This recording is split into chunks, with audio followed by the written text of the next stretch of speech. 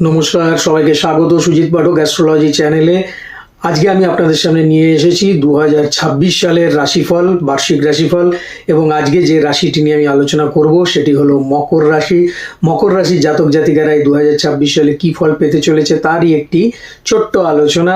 তবে তার আগে বলবো, যারা এখনো পর্যন্ত আমার চ্যানেলটি দেখছেন অথচ সাবস্ক্রাইব করেননি, অবিলম্বে চ্যানেলটিকে সাবস্ক্রাইব করুন এবং পাশে থাকা বেল আইকনটি প্রেস করে দিন পরপর নোটিফিকেশন পাওয়ার জন্য। আলোচনা শুরু করবার আগে যেটা আপনাদের সঙ্গে আমি প্রথমেই বলবো সেটা হচ্ছে মকর রাশির জাতক জাতিকারা কেমন হয় সেটা আগে জেনে নেওয়া দরকার। তারপরে তাদের যে বার্ষিক রাশিফল আছে সেটা নিয়ে আলোচনা করব। যে কোনো জায়গায় এরা সব জায়গায় ফিট এবং এরা কিন্তু খুব ছুটতে পারে, পরিশ্রমী হয়, মেহনতি মানুষ। যেহেতু শনি এদের প্রোভাইড করছে, মেহনতি মানুষ হয়, সততা আদর্শতা এদের ভেতরে ভীষণভাবে থাকে।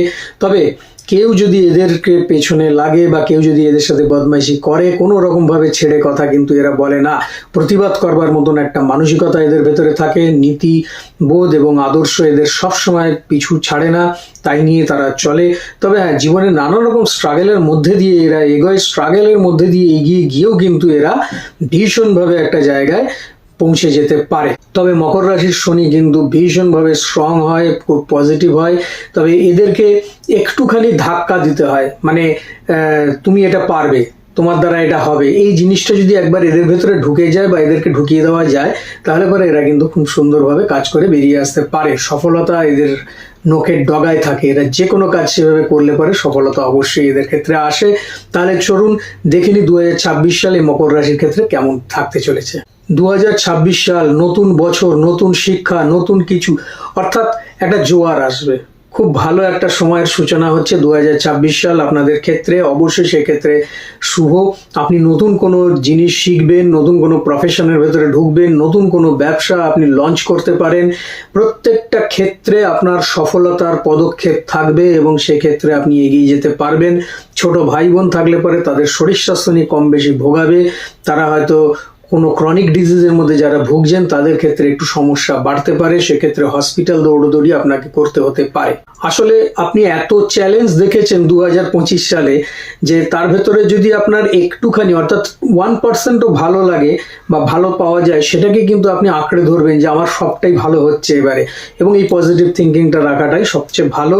তবে দেখুন, এই 1% নয়, আপনার ক্ষেত্রে আরও বেশি ভালো আসবে, ভালো জায়গা আসবে। যে সমস্যার মধ্যে দিয়ে আপনি এসেছেন বা যাচ্ছেন 2025 সালে, 2026 সাল আপনাকে সেই প্রসপারিটির জায়গায় নিয়ে আসবে। নতুন কোনো ব্যবসা, নতুন যোগাযোগ, ভালো ভালো মানুষের সাথে আপনার যোগাযোগ হবে, নতুন নতুন বিজনেস আইডিয়া আপনার আসবে। বাড়ি থেকে একটু দূরে গিয়ে আপনার যে বিজনেস যদি হয় সেক্ষেত্রে আপনি কিন্তু যথেষ্ট লাভবান হবেন। যারা চাকরি করছেন তাদের বদলির একটা জায়গা রয়েছে এবং অবশ্যই তাদের প্রমোশন হবে। বহু বছর ধরে আপনি চেষ্টা করছেন প্রমোশনের জায়গা বা নিজ মতো নিজের পছন্দ মতো জায়গায় বদলি হওয়ার জন্য, সেই জায়গাটাও কিন্তু এবছরই আপনার পূর্ণ হবে।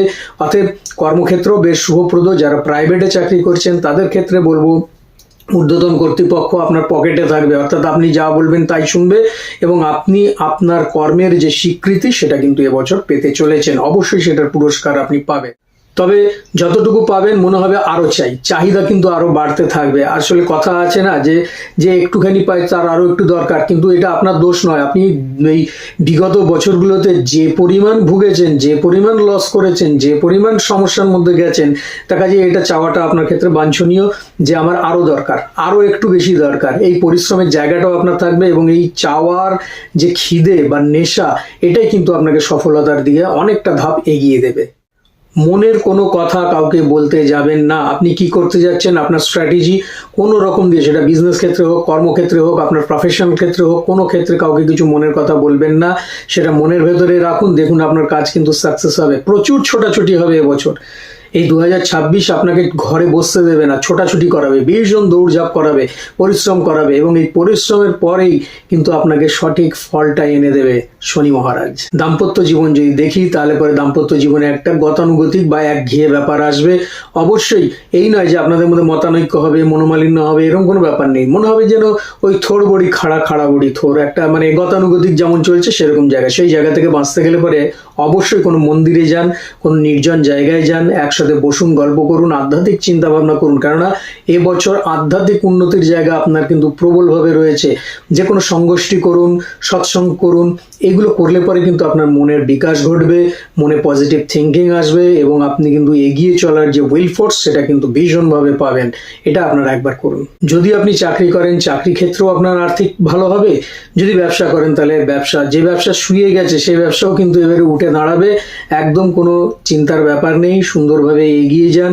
যারা বহুদিন ধরে চেষ্টা করছেন বিয়ে করবেন অথচ মুখের কাছে এসে সম্বন্ধ একদম ভেঙে যাচ্ছে বা ভেস্তে যাচ্ছে, তাদের ক্ষেত্রেও একটা শুভ যোগ রয়েছে। এই 2026 সাল কিন্তু আপনাদের ক্ষেত্রে বিবাহের নতুন যোগ নিয়ে আসছে, নতুন সম্পর্ক তৈরি হবে এবং নতুনভাবে আপনি সংসার জীবন তৈরি করতে পারবেন, এরকম একটা জায়গা রয়েছে।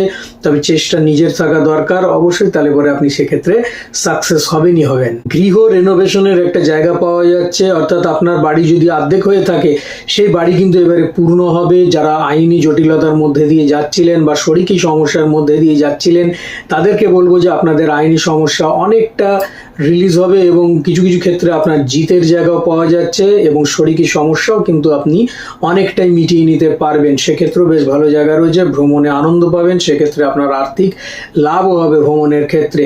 এই 2026কে আরও ভালো রাখতে গেলে পারে বা নিজে আরও ভালো থাকতে গেলে পারে কি করবেন? প্রত্যেক দিন পথে যে কুকুররা থাকে তাদেরকে হয় খাওয়ান বা যদি কোনো কুকুর অসুস্থ থাকে তাকে চিকিৎসা করান।